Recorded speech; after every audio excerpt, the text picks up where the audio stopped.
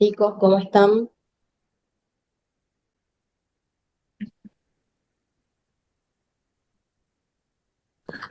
Buen día, ¿todo bien, Rosa? Hay uno que está despierto. Hola, NASA, buen día. Dos, buen día, ¿cómo están? Chicos, este va a ser un teórico capaz atípico, en el sentido de que Buen día. a mí no me gusta darle clases a la pared, así que voy a necesitar que interaccionen conmigo para ir viendo qué podemos rescatar y sobre qué tenemos que construir, digamos, este nuevo conocimiento que mi idea es acercarles a ustedes, ¿sí?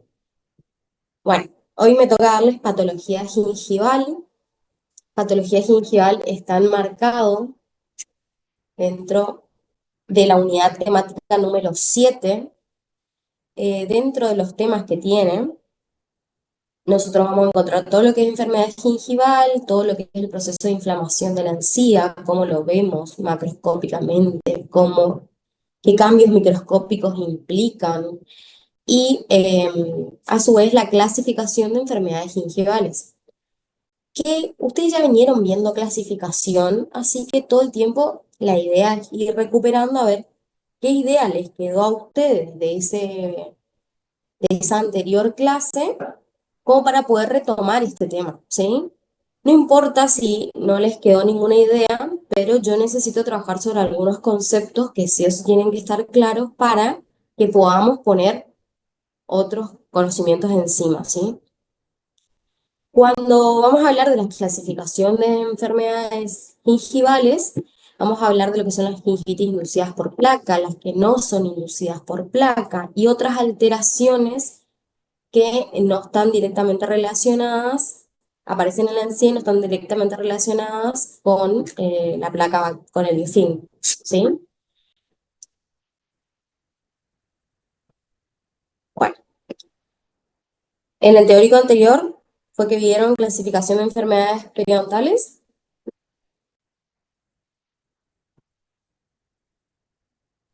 Creo que sí, profe. Sí, NASA, dimos eso. Vieron esto entonces. ¿Ustedes saben dónde encontrar este material o no? Sí, en el Sí, aula en el está. aula está. Sí, en el aula está NASA.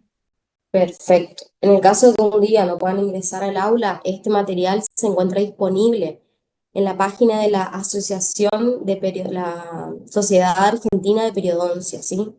Ustedes ingresan a la página de la SAP, le decimos nosotros en abreviatura, y pueden encontrar este material disponible, que ahora van a ver que a lo largo de la presentación que tengo para mostrarles, yo lo que fui haciendo fue extractando las mismas imágenes de la clasificación con la intención de que ustedes se relacionen de forma directa y se vayan familiarizando con estos cuadros de clasificación y no con otros, porque si yo volvía a repetir los cuadros con mis propios colores, con mi propia distribución, lo que hago es darle más información a su cerebro y la idea y la intención es que ustedes vayan haciendo propios los cuadros de clasificación que tiene la clasificación de la SAP, ¿sí? Esta clasificación que nos brinda la página de la Sociedad Argentina de Periodoncia es nada más que una traducción, un resumen, como dice acá, del tratado del tratado de la Asociación Internacional de Periodoncia, que van a ser las europeas y la americana, en conjunto con todas las sociedades de periodoncia a nivel mundial. Todos ellos elaboraron un material en inglés y dado que era en inglés, la Sociedad Argentina de Periodoncia lo tradujo al español y hizo un pequeño resumen con algunas aclaraciones. Esas aclaraciones nos permiten entender el límite entre un diagnóstico y otro diagnóstico, ¿sí? Pero bueno, vamos de a poquito porque sé que este tema por ahí es un poco complejo y que no les había quedado tan claro. En principio vamos a ubicar el tema que nos toca dar hoy dentro de esta clasificación. Y acá van a ver, esta es la clasificación general de enfermedades y alteraciones periodontales y periimplantares. Y van a ver que tiene un primer cuadro, esta porción de arriba, que dice enfermedades y alteraciones periodontales y lo divide en tres categorías. Salud periodontal y enfermedades y alteraciones gingivales. Acá va a estar principalmente nuestro tema de hoy, que es gingivitis inducida por biofilm y enfermedades gingivales no inducidas por biofilm. Dentro de las enfermedades que también se producen a nivel de la gingia, encontramos una en particular que a su vez va a estar subclasificada en formas de periodontitis, pero dentro de enfermedades periodontales necrotizantes, que va a ser la gingivitis necrotizante, del cual vamos a hablar en el taller el lunes. Entonces, los temas nuestros de hoy van a estar ubicados en esta primer parte del cuadro, ¿sí? Lo que también quería recalcarles es volver a retomar la clasificación para que ustedes vuelvan a ver los títulos marcados en negrita. Y ahí pueden ver que tienen enfermedades y alteraciones periodontales y enfermedades y alteraciones periimplantares. Dividen dos grandes grupos y dentro del grupo de alteraciones periodontales divide a su vez en estado de salud y enfermedad gingival, periodontitis y otras alteraciones. Entonces tenemos salud y gingivitis por un lado, por el otro lado periodontitis y formas de periodontitis, y por el otro tenemos todas las otras alteraciones que afectan a la encía, pero que no están relacionadas a la enfermedad gingival directamente.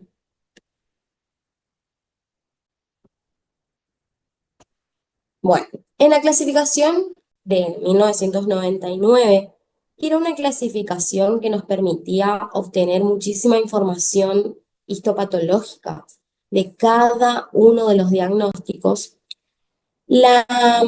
Esa clasificación antigua estaba subdividida en 8 categorías que en este pequeño cuadro que ven acá pueden identificar en amarillo clarito la clasificación vieja con sus 8 categorías, ¿sí? Y en el recuadro de arriba, en el que es amarillo bien oscuro, pueden identificar toda la nueva clasificación dividida en 4 categorías, donde en principio tenemos, donde les decía hoy, salud periodontal y enfermedades y infecciones gingivales. Tenemos las periodontitis, por otro lado, tenemos las otras condiciones que afectan al periodonto que no son gingivitis ni periodontitis, y las enfermedades y afecciones periimplantares que estaban en la segunda subcategoría grande, ¿sí? Esta es la nueva clasificación, lo que se encuentra en amarillo bien oscuro. Esta es la vieja clasificación que tenía 8 categorías para clasificar todas las enfermedades. Ahora, ¿cómo se relacionan la vieja clasificación con la nueva clasificación? Simplemente las agrupan a las enfermedades de diferente modo. No es que se hayan hecho enormes descubrimientos, sino que han encontrado una manera de clasificarlas para poder darle tratamiento, solamente para eso. Por eso se ha cambiado la clasificación que les habrán explicado en la clase anterior, que se clasifica, por ejemplo, la periodontitis por estadios, simplemente para poder determinar una guía de pasos o un protocolo a seguir según el estadio en el que se encuentra el paciente a tratar. ¿Sí? Es más que nada darle un nombre y apellido a la enfermedad para direccionar el tratamiento. En eso se basa la nueva clasificación. Además de que esa nueva clasificación suma nuevos aspectos sobre los cuales antes teníamos un poco menos de conocimiento. Y eso tiene que ver con las afecciones y enfermedades periimplantarias. También esta nueva clasificación suma la clasificación de recesiones gingivales que toma la de Cairo. Pero bueno, eso no es relevante para el tema de hoy, solamente quería que vean que en relación a las dos clasificaciones, y hago esta relación de las dos clasificaciones porque creo que ustedes las estudiaron así en patología, sáquenme de la duda. ¿La estudiaron con la nueva o con la vieja clasificación? Con la vieja, NASA. La vieja. ¿Y alguien se acuerda más o menos cómo era esa clasificación vieja?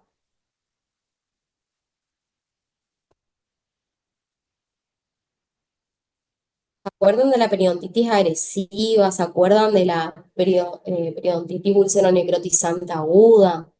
¿De la gingivitis úlcero-necrotizante aguda? ¿Se acuerdan de esas cosas? Y sí, NASA. Laguna, todo eso.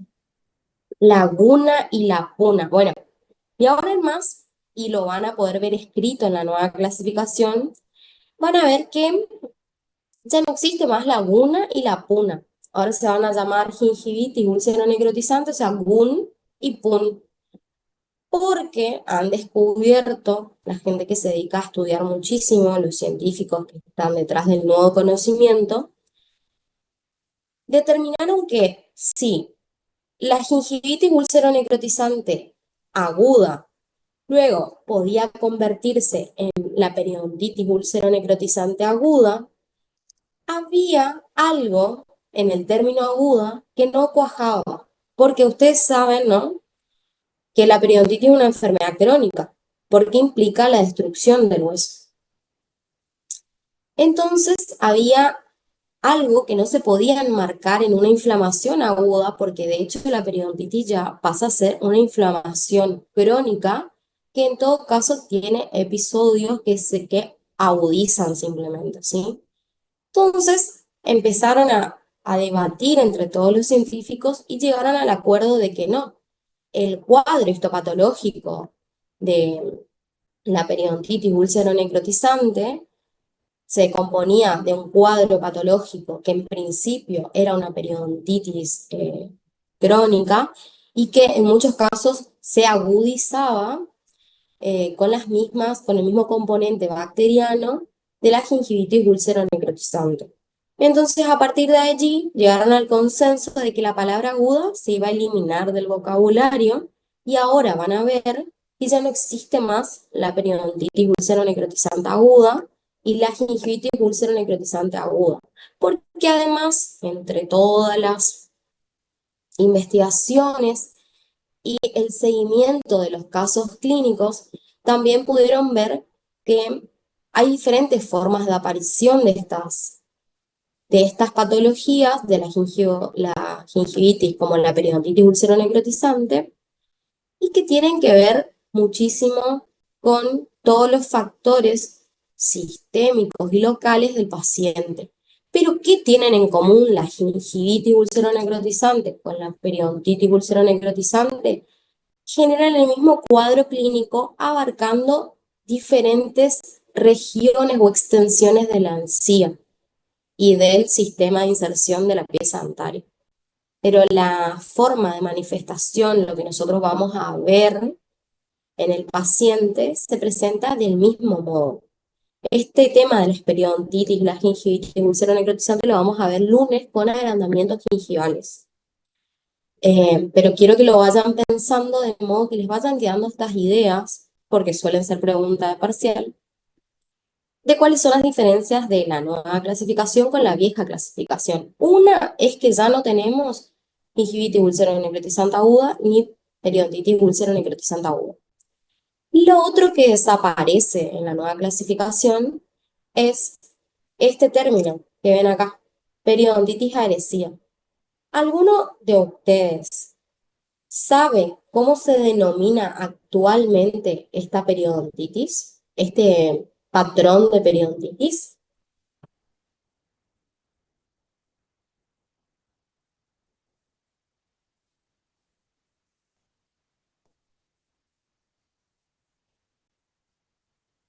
Brillos.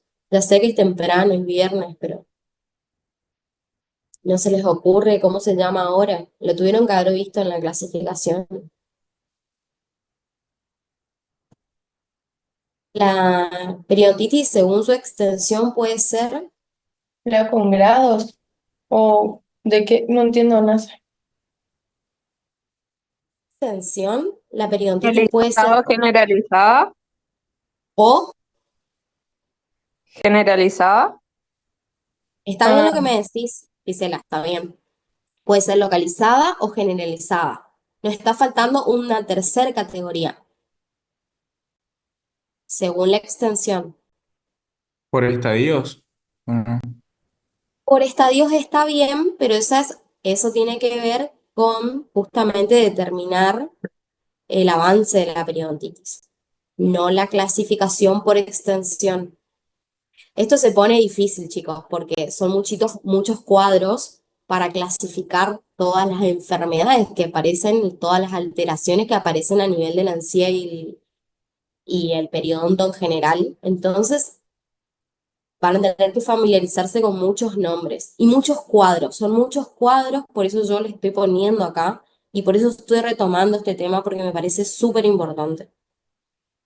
La clasificación por extensión de la periodontitis, como bien decía Gisela, es localizada, generalizada y una tercera forma que se llama patrón incisivo molar.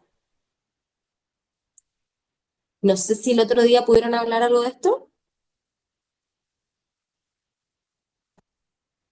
¿No se acuerdan?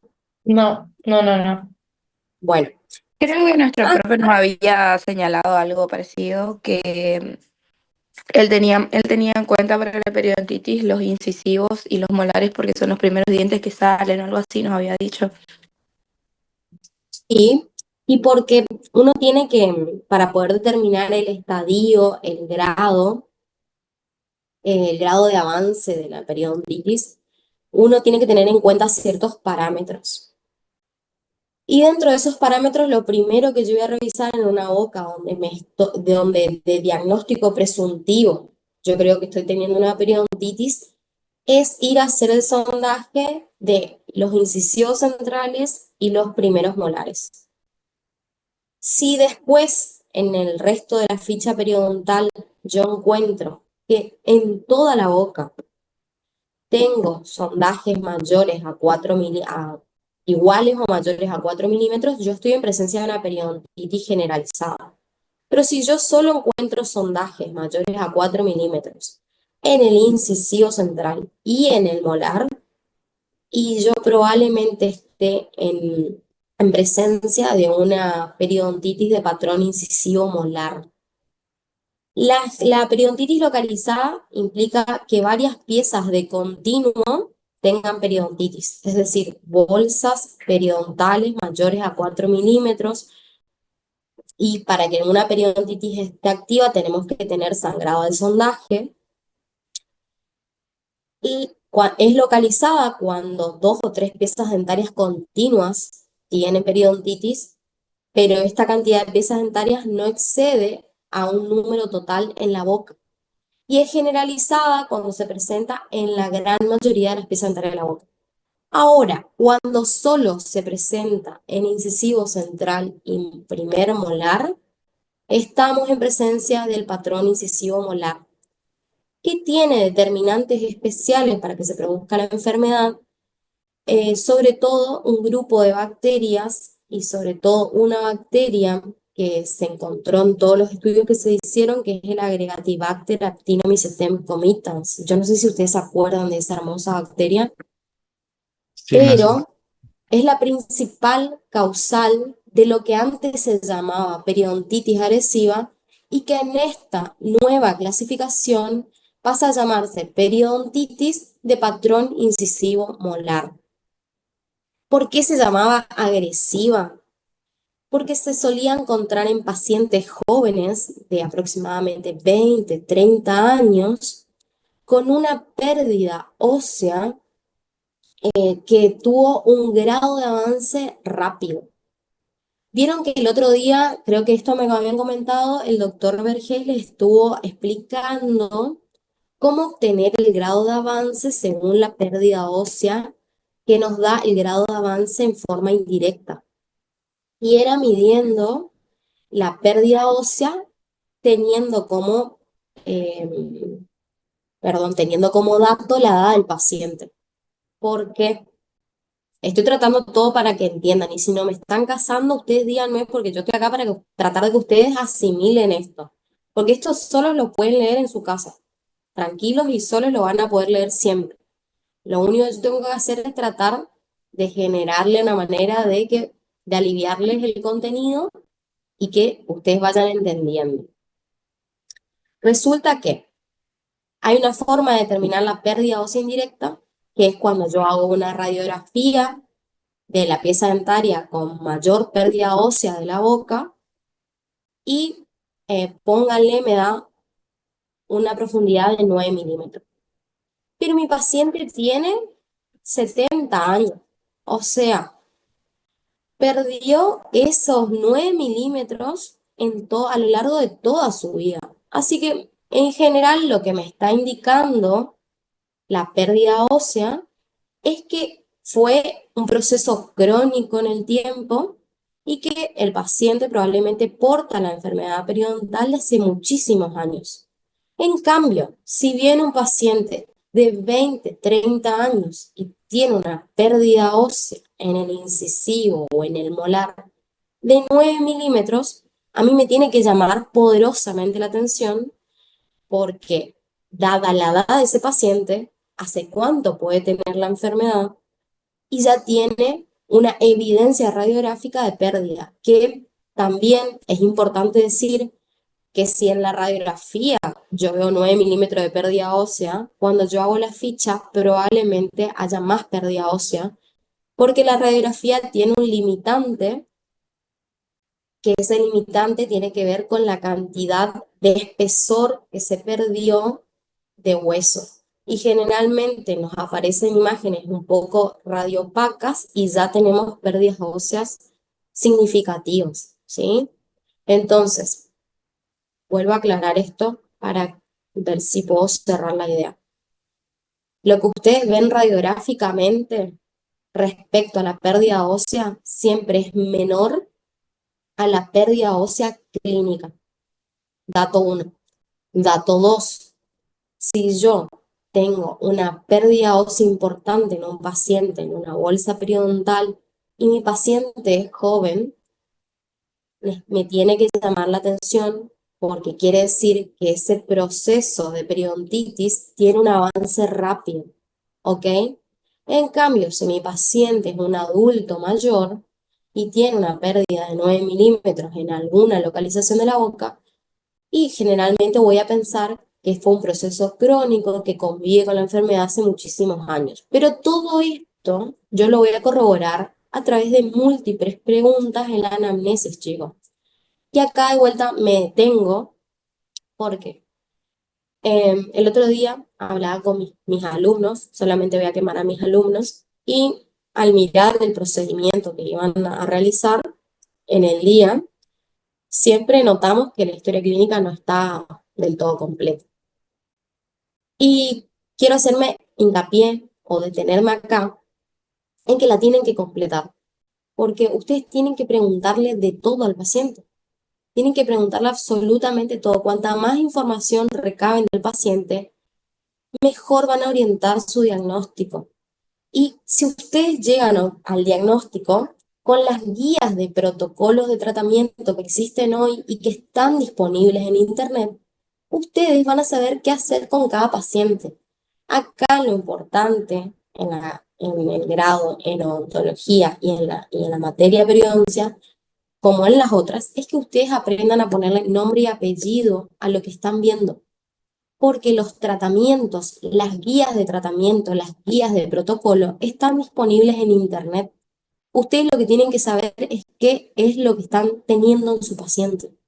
Porque lo demás está todo constantemente en estudio y todo el tiempo están publicando. Un gran ejemplo de esto que les digo es que la Sociedad Europea de Periodoncia, que es la Sociedad Española de Periodoncia, tiene todas las guías de protocolos para cada uno de los estadios de enfermedad y para cada una de las enfermedades gingivales y periodontales publicadas en su página web. O sea que si ustedes saben lo que su paciente tiene, correctamente lo que su paciente tiene, ustedes van a saber qué hacer, cómo hacer y cuándo hacer. Hasta les dice cuándo deben hacer el control de lo que realizaron. Imagínense lo práctico que es si ustedes aprenden a diagnosticar. Bueno, siguiendo con esto, ya les marqué dos grandes diferencias con la anterior clasificación y en realidad cuatro grandes diferencias, pero no importa, ahí hice foco en dos nomás. La periodontitis agresiva y las enfermedades úlcero-necrotizantes que afectan al periodonto.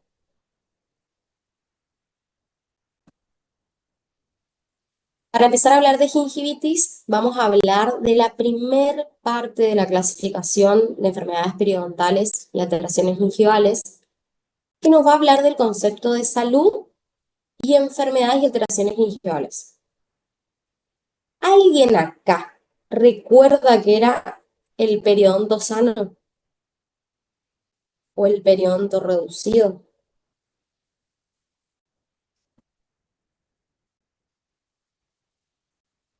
Pero estaba el periodonto sano de salud pristina y la salud clínica, puede ser, ¿Qué es la salud pristina? cuando está con la papila filo de cuchillo, rosada, puntillado, con cáscara naranja, todo sin pérdida, la inserción y la La salud clínica clínica, y la que nosotros logramos después de un tratamiento. sí, va por ahí el concepto. La salud pristina es la salud de los tejidos periodontales que se ve en condiciones totales de ausencia de bacterias, en donde casi no tenemos una profundidad de sondaje de surco gingival casi igual a cero, chicos. Porque al no haber ninguna bacteria en el surco gingival, el organismo no está en constante guerra con las bacterias, por lo tanto produce menos líquido crevicular y logra un menor infiltrado inflamatorio a nivel del epitelio de unión. Entonces, esto hace que se reduzca el surco gingival. Ay, disculpe, me voy a morir de la tos. Me tomo un mate y sigo. Entonces, básicamente, la salud pristina sería un completo estado de salud donde el surco gingival es casi o igual a una profundidad de cero. Pero nosotros en la boca de los pacientes casi siempre encontramos en realidad un estado de salud gingival que no es salud pristina, con profundidades de sondaje de 1 a 3 milímetros, que lo consideramos sano en la medida que no haya sangrado de sondaje. ¿Se acuerdan cuánto sangrado de sondaje tiene que haber para que nosotros tengamos un concepto de gingivitis? Más del 10%. Perfecto, Lucía. Más del 10% de los sitios sondados. Les pregunto, ¿cuántos sitios por pieza dentarias ustedes le realizan sondaje? 4. 6. 6. Perfecto, Vivi. Son 6 sitios por cada pieza dentaria, porque ustedes hacen sondaje por vestibular de 3 lugares, mesial, distal y central vestibular, digamos. Y a su vez hacen por palatino lingual en distal mesial y central, ¿sí? Entonces son 6 sitios por cada diente que está presente en la boca. Entonces, yo tengo que multiplicar y dividir para sacar el porcentaje. Recuerden eso. No es 10 lugares, no es 10 dientes, es 10% de los sitios. Y presten atención a esto porque estas seguro van a ser las opciones del parcial. Tienen que aprenderse bien los porcentajes, tienen que aprenderse bien las profundidades de sondaje que determinan un estado gingival, un estado periodontal o un estado de salud, ¿sí? Y bueno, sigo acá y me voy a quedar acá hasta que ustedes me puedan decir, porque van a ver en la primer parte de la clasificación acá, tenemos salud gingival y periodontal. La primera opción de salud gingival y periodontal es la salud clínica con un periodonto sano. ¿Qué es un periodonto sano?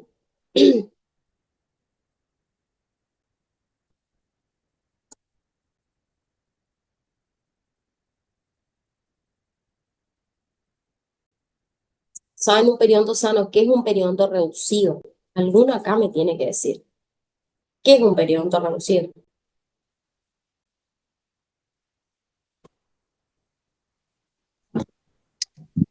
Cuando baja la unión, cuando el Va por ahí. epitelio, sí, Va por ahí, Diego. mm, el epitelio de unión se retruye, digamos, va para baja. Se dirige hacia apical. Exacto. Esto, Muy bien, Bertoni. ¿Qué sucede? Ahora les voy a mostrar una foto y ustedes me van a decir qué es cada cosa. Pero el periodonto, ustedes a veces traen a la clínica pacientes pensando que son pacientes con periodontitis. Y resulta que el paciente se sienta en el sillón, te hacen toda la historia clínica y cuando pasan a la ficha periodontal, resulta que le hacen la ficha periodontal y como nosotros les estamos pidiendo profundidad de sondaje y sangrado de sondaje, resulta que no hay sangrado de sondaje o hay sangrado de sondaje solamente en algunos lugares de la boca muy puntuales y no hay profundidad de sondaje, hay profundidad uno, profundidad a veces 2, pero resulta que tiene toda la raíz al descubierto, tiene una porción de la raíz al descubierto, tiene lesiones de afracción y tiene una porción de la raíz al descubierto. Bueno, ¿qué sucede ahí? ¿Qué diagnóstico sería?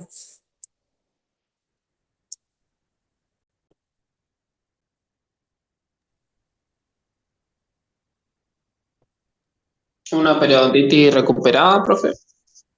Podría ser, pero ¿sobre qué periodonto?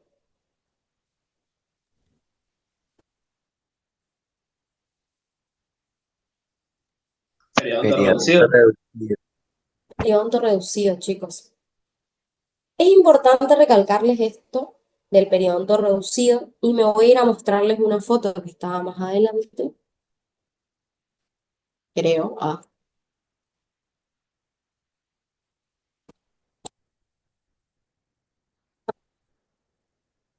Espérenme un segundo.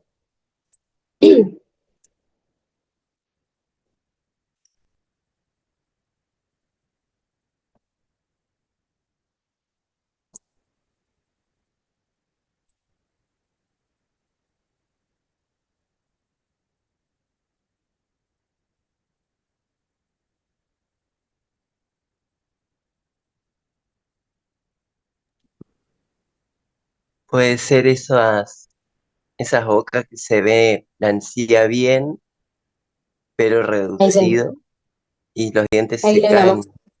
les voy a mostrar porque gracias a Dios están dando bien internet. Z,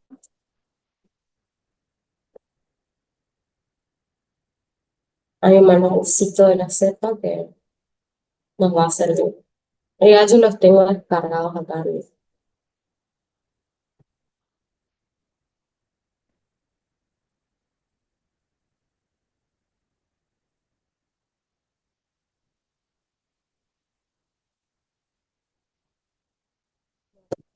En breves. Les quiero mostrar una foto para que asocien. Yo la había, capaz que la tengo en el celu y me olvidé de ponerla en la presentación, pero la busqué para mostrarles.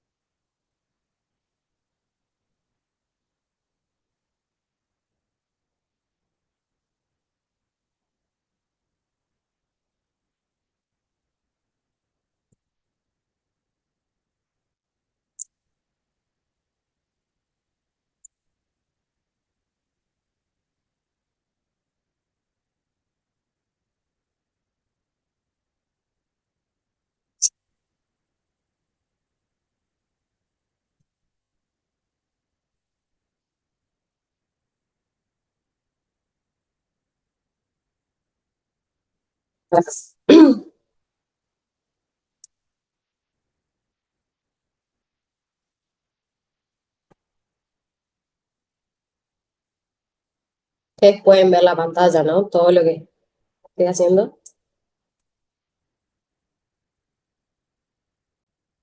Sí, NASA. Sí. Bueno, van a mirar acá en el margen, porque no me está queriendo abrir, digamos. En el margen superior derecho van a ver que se ven unos incisivos centrales que tienen unas coronas un poco largas y que la luz no nos está permitiendo definir mucho, pero no sé si alcanzan a seguir acá mi mouse. Van a ver que hay una pequeña Y se ve diferencia que nos hace. un cambio de coloración un poquitito. Así Ajá, nada esa más. coloración, ese pequeño cambio en el matiz ahí, nos indica que el tejido que está hacia apical es el cemento y esto para acá abajo, hacia incisal, esto por tejido coronario, sea el esmalte. Este paciente que estamos viendo acá en la pantalla, ¿ustedes creen que tiene algún grado de inflamación gingival? Puede ser que lo No, pudo haber tenido o no. Pudo haber tenido sí y no. No lo sabemos porque tendríamos que hacer preguntas de la anamnesis al paciente, pero yo les muestro, quiero que vean algo acá ya en esta imagen.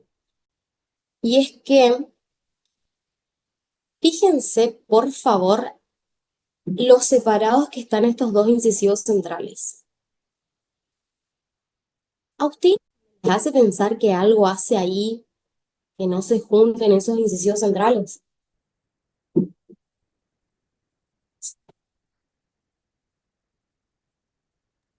No, no hay caso. ¿Qué podría hacer que esos dos incisivos centrales no pudieran aproximar sus espacios interproximales, sus puntos La de encía, contacto? por la encía, estaba muy agrandada. ¿O sigue estar andada? La Miren pérdida de Para la mí no la está porción. fruta. agrandada, sino que se retrajo la encía. Vieron que no hay papila ahí, ¿no? Claro, sí, falta por la pila. no hay No cresta. hay papila. ¿Y qué hay? Hay algo ahí voluminoso, pero que no les queda tan fácil a ustedes.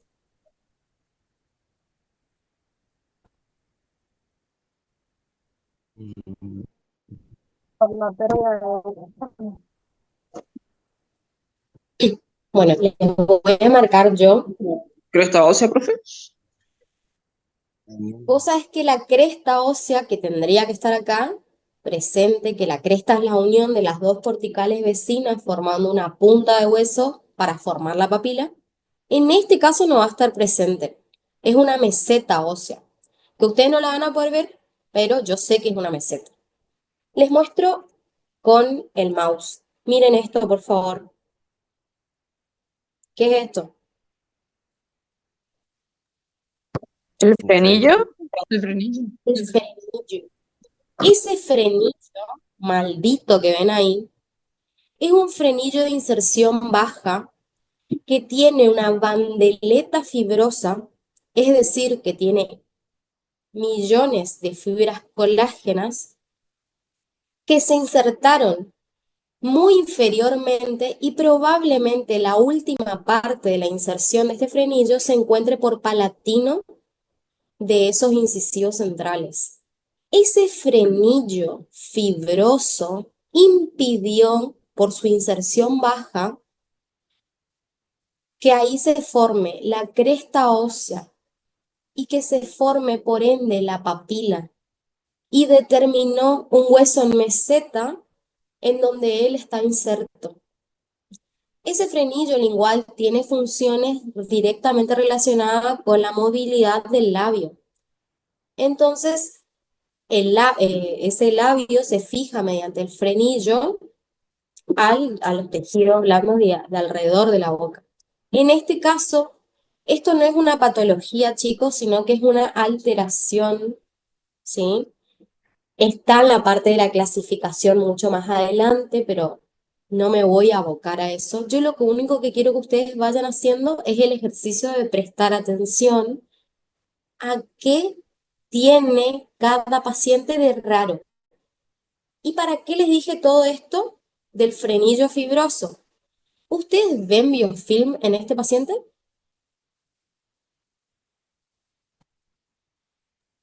No, No. No, ¿Y ustedes creen que con lo limpia que está esta boca, el paciente alguna vez tuvo gingivitis o periodontitis? difícilmente. no sé. Difícilmente, como dice Diego. Ojalá sí haya tenido y se recuperó de este modo y es un paciente que está adherido totalmente a su higiene, pero eso no suele pasar. Probablemente, sin conocer la historia clínica de nuestro paciente, que vuelvo a remarcar que es muy importante, este paciente tiene un periodonto reducido, chicos, causado por esa alteración de la inserción baja del frenillo. Jamás tuvo probablemente periodontitis, capaz tuvo en algún momento gingivitis, pero lo más probable es que este paciente nunca haya tenido periodontitis. Y tiene un periodonto reducido. ¿Por qué? Porque el hueso no se encuentra a nivel del límite amelocementario y porque no hay cresta ósea entre estos dos incisivos centrales. Y eso todo lo causó su frenillo. Y él tiene un periodonto reducido en este lugar, en este sector, no sabemos en el resto de la boca. Hay otros periodontos reducidos, por ejemplo, a ver si me abre esta imagen, chicos. Ahí otra vez, no sé si se ve muy bien la calidad, pero en la imagen que está más a mi derecha, arriba en el margen superior derecho, se puede ver un paciente, que lo voy a escribir yo porque ya me quedan 17 minutos de teórico. Este paciente que vemos acá tiene un montón de biofilm, también se ven acúmulos de, le digo yo, materia alba siempre que hablo con usted, porque hasta pareciera verse restos de comida o de acumulaciones de restos fermentados. Y se ve en algunas piezas dentarias, por ejemplo, acá en este incisivo lateral, se ve un ano inflamatorio que me indica a mí que este paciente sí tiene una periodontitis. Tiene una periodontitis y tiene un periodonto reducido. Ambas cosas, probablemente uno producto de la otra. Y hay algo más que se puede producir en la boca, que por eso tienen que aprender a leer el periodonto reducido, es que muchas veces los pacientes que tienen sobrecargas oclusales, a ver si encuentro un paciente,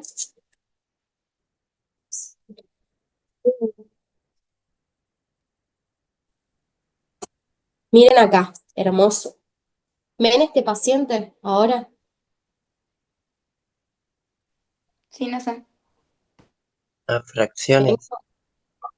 Tiene todas fracciones y tiene, no vemos inflamación gingival alguna porque no vemos signos clínicos de inflamación y estamos viendo un periodonto reducido, pero nosotros le estamos viendo la raíz del diente. Se entiende que hay periodontos reducidos que van a estar ligados a enfermedades gingivales y periodontales, y hay periodontos reducidos, como el caso del frenillo, como el caso de las sobrecargas oclusales, que no van a estar relacionados a la periodontitis. Pero para complicarles un poquito más, va a haber periodontos reducidos que van a tener periodontitis y gingivitis y encima van a tener a la vez, concomitantemente, un caso de inflamación gingival o periodontal. Así que empiecen a mirarlo, el periodonto reducido, empiecen a apropiarse del concepto de periodonto reducido. Pero si ustedes ven raíces dentarias, tenemos periodonto reducido. Después podemos agregar si tiene periodontitis o no tiene periodontitis y si tiene trauma oclusal o no tiene trauma oclusal. Esas ya son discusiones para más adelante. Voy a volver a la presentación.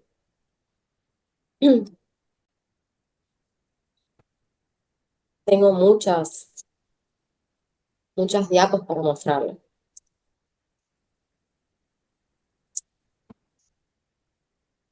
Bueno,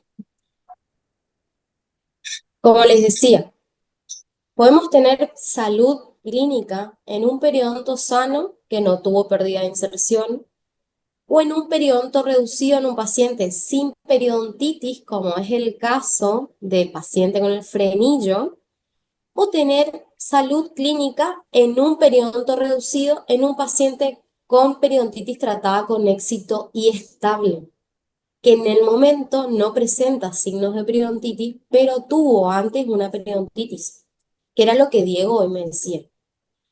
Yo quiero que se lleven también de esta clase que una vez que el paciente fue diagnosticado con periodontitis, por eso les corté y le pegué acá abajo, nosotros jamás le volvemos a decir que ese paciente no tiene periodontitis. Una vez que le dimos el diagnóstico de periodontitis, el paciente es un paciente periodontal por siempre y por siempre tiene periodontitis. Esa periodontitis puede estar sana, puede estar estable, pero el paciente nunca deja de tener periodontitis, ¿sí? Siempre va a estar en constante control, va a ser un paciente para nosotros de por vida, ¿sí? Controlado, pero de por vida. Bueno, acá está el cuadrito de periodonto intacto, periodonto reducido, salud e inflamación gingival. Este cuadrito tienen que estudiar sí o sí, ¿ok? No hay solución para esto. Bueno, acá les muestro esta imagen. Ahora que hablamos de un montón de cosas, ¿qué diagnóstico le dan a este paciente que están viendo? No, Chicos, díganme, inventen. Periodontitis. es Periodontitis, ¿quién da más? está sano, digamos, pero con el periodonto reducido. Puede No ser, tenemos la profe, ficha salud clínica periodontal gingival. para saber el sangrado del sondaje, pero a simple vista, por signo clínico, no se ve estado inflamatorio alguno. Pareciera un periodonto reducido en un paciente saludable, ¿ok? Y bueno, llegamos a la gingivitis. Esta es la clasificación de gingivitis. Primero, lo que les habla en la primera partecita del cuadro es las formas o el terreno donde se puede presentar una gingivitis. Podemos tener una gingivitis en un periodonto intacto, podemos tener una gingivitis en un periodonto reducido, y acá les mato. ¿Cómo en un periodonto reducido yo diagnostico una gingivitis? ¿Qué parámetro voy a tomar? ¿Qué me dice a mí que yo estoy en presencia de una gingivitis? Las El bolsas, sangrado del sangrar, sondaje. Sangrado de sondaje y lo de la bolsa está bien, Diego, pero ¿qué profundidad de bolsa? Hasta 3 milímetros. Bien, Ana Paula, perfecto. Hasta 3 milímetros. O sea, yo tengo un paciente que le veo la raíz, le estoy viendo, pero hago toda la ficha periodontal, me da, sí, más del 10% de los sitios con sangrado de sondaje, pero la profundidad de bolsa es de 3 milímetros, entonces yo no estoy teniendo periodontitis, yo estoy teniendo una gingivitis, ¿ok? Eso tienen que ir procesando. Por otro lado, puedo tener una gingivitis en un periodonto reducido en un paciente que fue tratado con éxito en la periodontitis y ahora tiene solamente profundidades de bolsa hasta 3 milímetros y tiene sangrado del sondaje en más del 10% de los sitios. En ese caso, yo tengo un periodonto reducido en un paciente con periodontitis estable, pero tengo una gingivitis. Les hago un matete, ¿eh? ¿Sí? ¿Te están mareando? Bueno, no era fácil, pero yo necesito repasar estas cosas con ustedes. Dentro de lo que son las gingivitis, nosotros vamos a encontrar aquellas que son inducidas por la presencia del biofilm, de la placa bacteriana, de toda esa obra de ingeniería de las bacterias, y aquellas que se dan en presencia de biofilm, pero están mediadas por factores de riesgo sistémicos o factores de riesgo locales. ¿Cuáles son los factores de riesgo sistémico? Que estas son las preguntas de la anamnesis y de la historia clínica. ¿Usted fuma? ¿Cuántos cigarrillos por día? Y si fuma más de cuántos cigarrillos, a mí me tiene que preocupar. Más de 10 cigarrillos. Bien, Marcos, perfecto. Más de 10 cigarrillos por día. Más de 10 cigarrillos por día me está indicando a mí que ese humo del tabaco lo que va a generar es interponerse o obstaculizar el proceso de cicatrización. Por lo tanto, yo siempre voy a tener en cuenta que mi tratamiento se va a prolongar en el tiempo porque yo le puedo decir al paciente, deja de fumar, pero difícilmente nos hagan caso más a nosotros que a la nicotina, ¿ok? Entonces, nosotros únicamente vamos a tomar ciertos recaudos o vamos a tener en cuenta este dato para instaurar nuestro tratamiento. Si nosotros podemos inducir a que el paciente fume menos a través de nuestra explicación, considérense unos crack, unos grosos, porque le han ganado a la química humana de la nicotina y su paciente les valora un montón en su vida. Pero eso no suele pasar, entonces este es un parámetro para tener en cuenta. Si el paciente tiene hiperglucemia, ¿qué paciente tiene hiperglucemia? El paciente Diabético. diabético. Y acá también hay una glucemia que me da más miedo que otra. ¿Qué hiperglucemia? ¿Qué valor?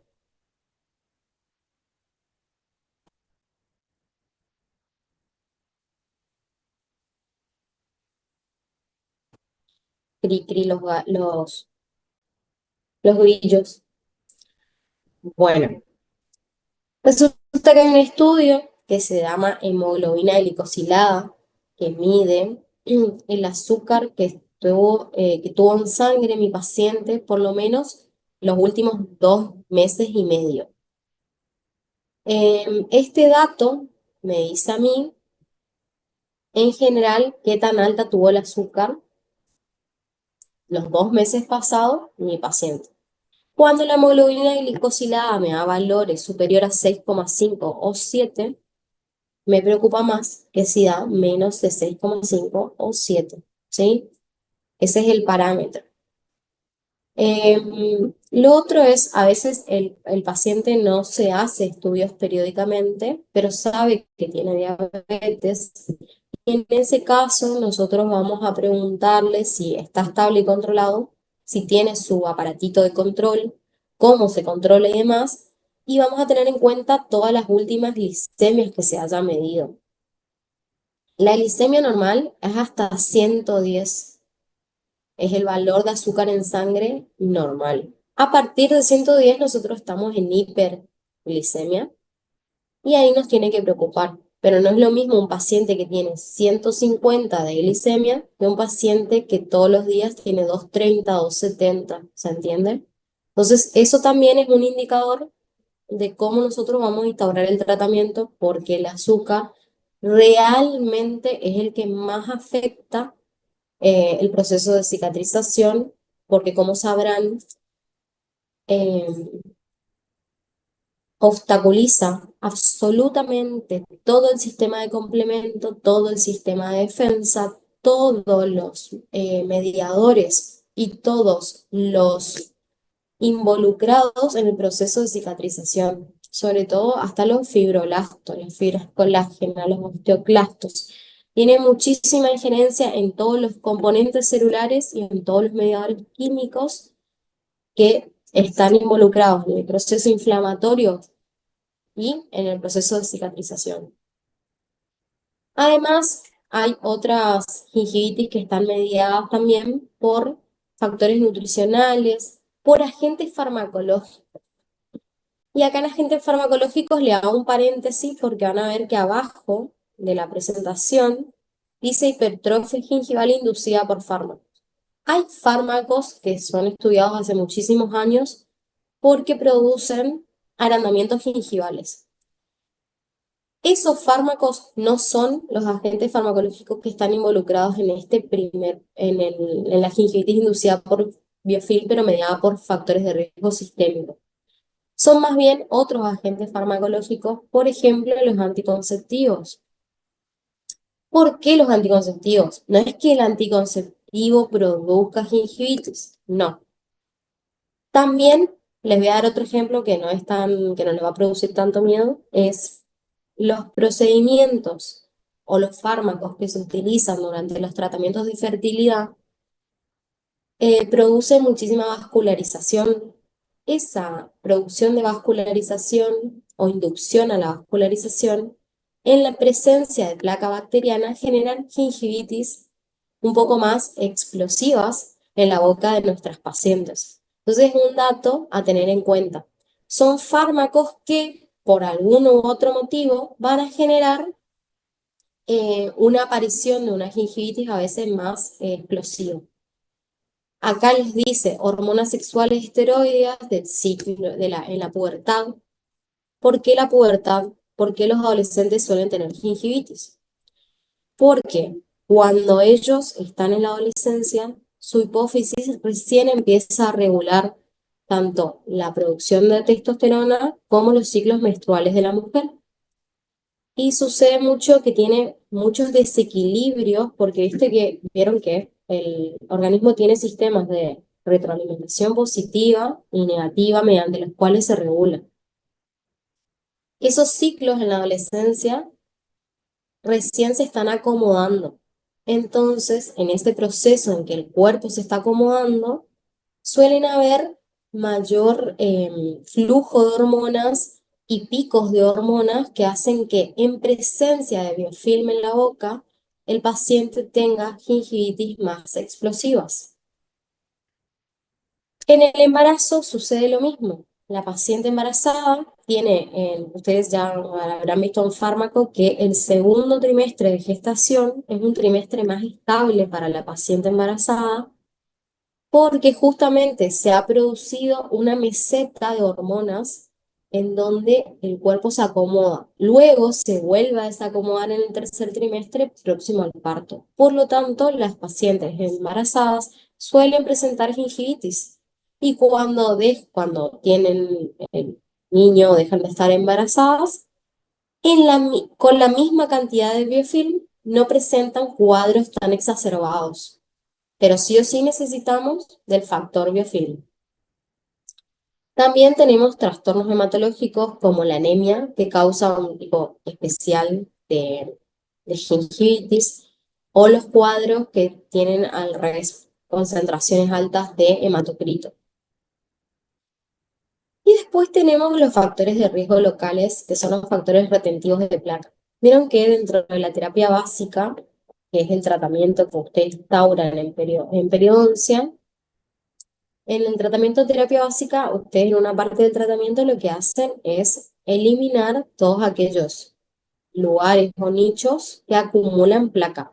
Entre ellos están las restauraciones que no están bien pulidas, los márgenes desbordantes de las restauraciones, las restauraciones muy convexas, coronas muy convexas. Y adivinen quién también que está presente en muchísimas personas que se atienden con nosotros.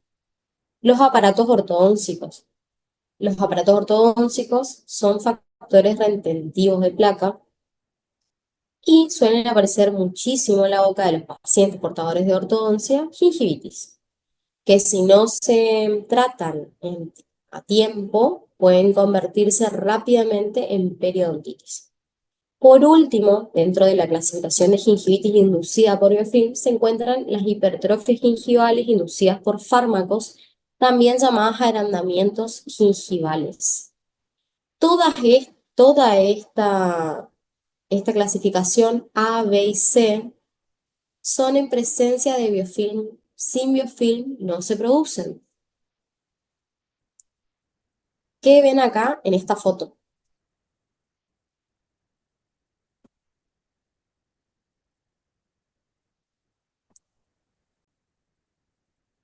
Silencio en la sala.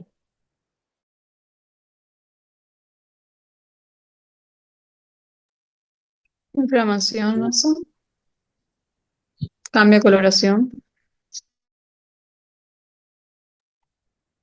Sí, hay cambio de coloración. ¿Qué más hay? ¿A dónde está el cambio de coloración? En la encía libre, un poquito más. ¿A libre? ¿Y en dónde más? En La las adherida, papilas hipotálamos. En papi. las papilas, ¿sí? En las papilas tenemos. ¿Y qué? ¿Pero qué más ven? O sea, ¿ven cambio de coloración? ¿Algo más?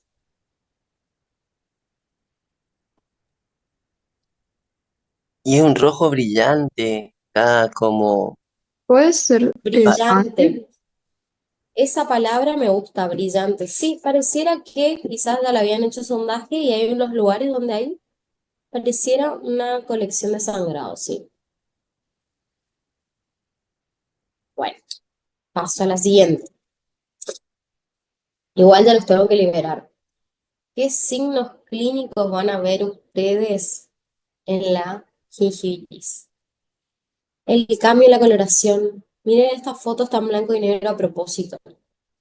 ¿Qué ven ustedes en la foto que no tiene que ver con la coloración? Acumulación de placas, agrandamiento de las encías, de las papilas. Perfecto, hay un cambio en el tamaño. ¿No ven ese brillo ahí? Parece como si estuviera edematosa las papilas, ¿o Sí, no? está edematosa. Perfecto, edematosa, está súper edematosa entonces. ¿Qué más ven? Puede ser un cambio de textura también, ¿no sé? Sí, por eso vemos el brillo. El brillo en la parece, foto lo ven por el cambio de textura. La encía, cuando está seca, cuando nosotros secamos con la jeringa triple, no brilla. Simplemente, no es opaca tampoco, pero no brilla. Cuando la encía se inflama, se expande, se hincha por toda esa ingurgitación capilar, por todas esos mediadores celulares que se liberaron, por todas esas células de defensa que vinieron al tejido conjuntivo de la encía y resulta que no entran, están todos encimados. Al estar todos encimados, llevan al máximo de ancho a la encía y estiran todo el epitelio. Y ese epitelio al estar estirado, brilla, está brillante, porque está en su máximo contorno, en su máximo nivel de estiramiento, ¿sí? Por eso brilla. Además de eso, acá se aprecia en esta foto que ahí paso a la siguiente, se ve perfectamente, chicos. Miren ahora la foto original. Ustedes miren cómo se ven las papilas acá inferiores, con un cambio en la forma, un cambio en el contorno. Porque ¿cómo son las papilas? Las papilas terminan en filo de cuchillo. Y acá están globosas, deformadas, incluso fíjense que tienen hasta una forma realmente irregular, ¿sí? Mientras tanto, acá a nivel de premolares inferiores, fíjense cómo ya vuelve a tener casi filo de cuchillo. ¿Pueden apreciar todo esto que les estoy contando? sí, Sí, doctora. ¿Ven el cambio de coloración? Es rojo. más rosado en zona de premolares. Sí, exacto. Zona de premolares está próximo a tener un estado más saludable. Bueno, Este yo paciente ya tenía son las 9:06 y sé que tienen teórico de... este tenía ortodoncia, pero Claro, sí. Entonces tiene un factor local retentivo de placa. Les voy a cortar la clase acá, pero nos estamos viendo el lunes a las 19 horas para continuar. Lo que les voy a pedir, porque la idea es que ustedes vayan entendiendo el tema, es que le peguen una revisada a las primeras páginas de la clasificación de enfermedades y alteraciones periodontales, ¿sí? A la de la SAP, a la del aula, porque necesito que se apropien de esos conocimientos para que esto sea un ejercicio y ustedes lo entiendan y se apropien del conocimiento, ¿sí? Porque yo, para Lora, me encanta hacer Lora, pero la verdad que la idea es que ustedes puedan aprender, ¿sí? Y para eso tiene que haber intercambio, ¿sí?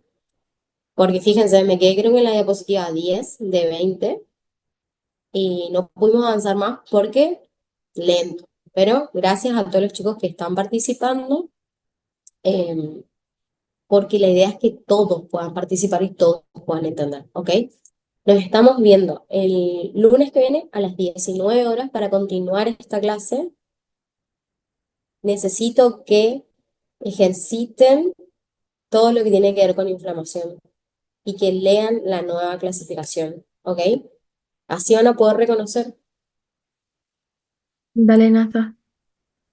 Nos estamos viendo. Dale, nos estamos viendo. Chao. Chao. Adiós. Ellos.